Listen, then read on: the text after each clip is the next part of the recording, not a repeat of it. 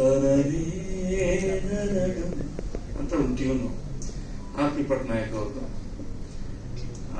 Situation ರೀತಿ usual ಆಗಿ ಅಪ್ಪು ಅವ್ರಿಗೆ ಏನು ಹೀರೋಯಿಕ್ ಎಲ್ಲ ಬರೀತಿದ್ವಿ, ಅದೇ ತರದ ಹಾಡು ಅನ್ಕೊಂಡೆ. ಆದ್ರೆ ಹಾಡು ಸಾಫ್ಟ್ ಆಗಿದೆ ಅಂಡ್ ತುಂಬಾ ಕತೆ ಇತ್ತು, ಒಂದು ಇಂಟೆನ್ಸ್ ಆದಂತ ವಿಷಯ ಇತ್ತು ಹಾಡಲ್ಲಿ.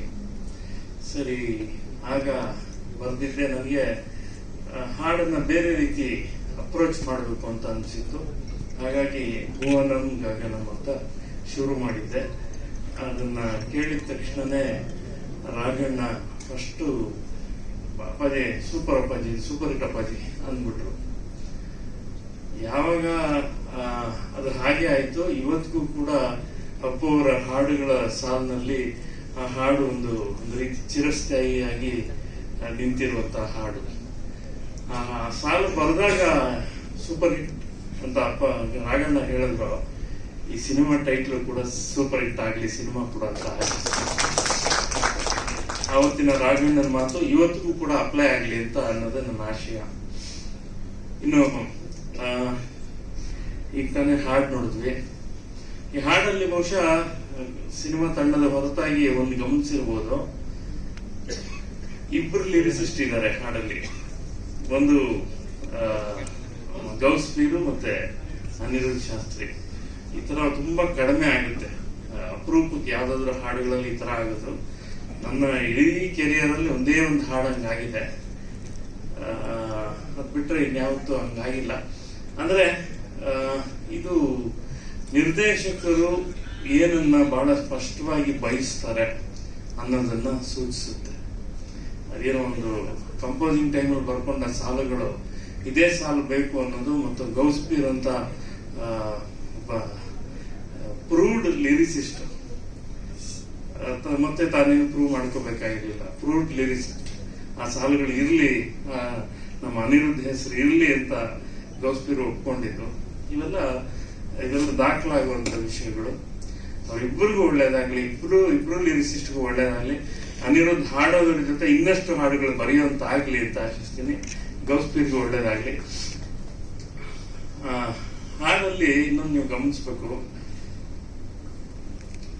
ಒಂದು ಎರಡೆರಡು ಸಾಲು ಅಂದ್ರೆ ಒಂದು ಲೈನ್, ಅದಕ್ಕೆ ಈಗ ನೆಕ್ಸ್ಟ್ ಕೌಂಟರ್ ಲೈನ್, ಪ್ರತಿ ಸಾಲುಗಳು ತುಂಬಾ ಇಂಟೆನ್ಸ್ ಆದಂತ ಜೀವನ ಪ್ರೀತಿಯನ್ನ ಮತ್ತು ಪ್ರೀತಿಯ ಬಗೆಗೆ ಇರುವಂತ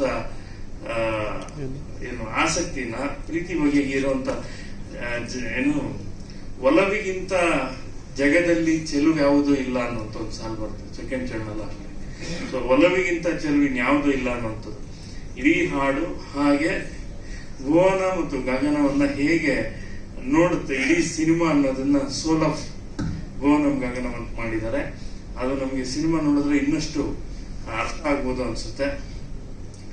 ನನಗೆ ಆನ್ ಸ್ಕ್ರೀನ್ ಅಲ್ಲಿ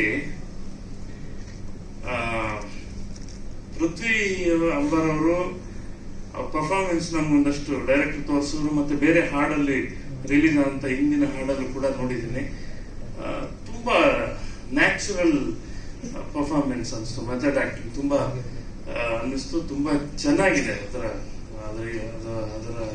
ಕ್ರಿಯೇಷನ್ನೇ ತುಂಬಾ ಚೆನ್ನಾಗಿದೆ. ಒಳ್ಳೇದಾಗ್ಲಿ ಪೃಥ್ವಿ ಅಂಬರ್ಗೆ, ಇನ್ನಷ್ಟು ಬೇರೆ ಬೇರೆ ರೀತಿಯ ವೈವಿಧ್ಯಮಯ ಪಾತ್ರಗಳನ್ನ ಮಾಡುವಂತ ಆಗ್ಲಿ ಅಂತ ಹಾರೈಸ್ತೀನಿ. ಒಳ್ಳೇದಾಗ್ಲಿ. ಆದ್ರೆ ಇಡೀ ಸಿನಿಮಾದಲ್ಲಿ ಬಹುಶಃ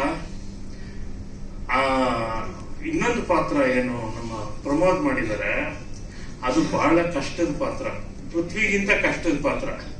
ಯಾಕೆಂದ್ರೆ ಪೃಥ್ವಿಗಾದ್ರೂ ಒಂದೇನೋ ಬೇರೆ ತಾನು ಅಲ್ಲದ್ದು ಇನ್ನೇನೋ ಮಾಡ್ಬೇಕು ಅಂತ ಒಂದು ಕ್ರಿಯೇಷನ್ ಇದೆ, ಅದಕ್ಕೊಂದು ಕ್ಯಾರೆಕ್ಟರೈಸೇಷನ್ ಇದೆ.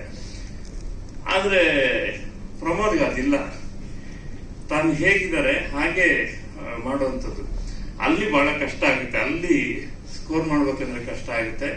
ಆದ್ರೆ ಕನ್ನಡದ ಅತ್ಯಂತ ಭರವಸೆಯ ಮತ್ತು ಖಡಾಖಂಡಿತವಾಗಿ ಯಶಸ್ವಿ ಆಗಿರುವಂತ ಈಗಾಗಲೇ ಈ ಇಬ್ರು ಹೀರೋಗಳ ಈ ಸಿನಿಮಾ ದೊಡ್ಡ ಯಶಸ್ಸಾಗುತ್ತೆ ಅನ್ನೋದು ನನ್ನ ಅಭಿಪ್ರಾಯ.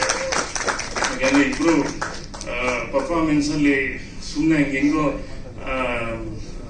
ಹಾಡು, ಫೈಟು ಹಿಂಗಿಟ್ಕೊಂಡು